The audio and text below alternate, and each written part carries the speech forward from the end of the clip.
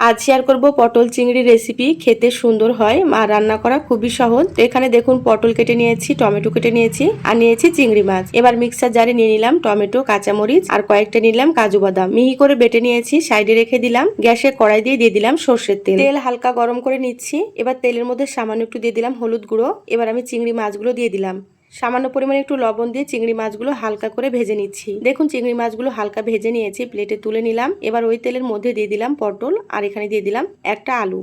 আবারও সামান্য একটু লবণ দিয়ে দিচ্ছি। এবার নেড়েচেড়ে পটল আর আলুগুলোকে খুব ভালোভাবে ভেজে নেব। যত সুন্দর করে ভাজা হবে ততই কিন্তু রেসিপিটা খেতে ভালো লাগবে। দেখুন আলু পটলগুলো লালচে করে ভেজে নিয়েছি। আবারও সামান্য একটু তেল দিয়ে দিলাম। তেলের মধ্যে হাফ চা চামচ দিয়ে দিলাম গোটা জিরা, একটু ভেজে নিয়েছি। তারপরে এখানে দিয়ে দিলাম পেঁয়াজ কুচি। পেঁয়াজগুলো একটু ভেজে নেওয়ার পরে দিয়ে দিলাম আদা বাটা, রসুন বাটা। আদা রসুন ভেজে নেওয়ার পর এখানে প্রথমে যে মশলা বেটে রেখেছিলাম সেই মশলাটা দিয়ে দিলাম। আবারও খুব ভালোভাবে একটু কষিয়ে নিয়েছি। দিয়ে দিলাম স্বাদ মতো লবণ, হলুদ গুঁড়ো, জিরা গুঁড়ো, ধনিয়া গুঁড়ো অল্প একটু দিয়ে দিলাম, মরিচের গুঁড়ো। তারপরে খুব ভালোভাবে মশলাটা কষিয়ে নিলাম। এবার এখানে দিয়ে দিলাম 2 চামচ টক দই। টক দইয়ের বাটিটা দিয়ে সামান্য একটু পানি দিয়ে দিলাম। মশলাটা আবারও সুন্দর করে কষিয়ে নিয়েছি। এবার এখানে ভেজে রাখা পটল আর চিংড়ি মাছ দিয়ে খুব ভালোভাবে কষিয়ে নিয়েছি। তারপরে এখানে দিয়ে দিলাম ফুটন্ত গরম পানি। এখানে 2টো কাঁচামরিচ দিয়ে দিলাম। এবার ঢাকা দিয়ে 10 মিনিট রান্না করে নিয়েছি।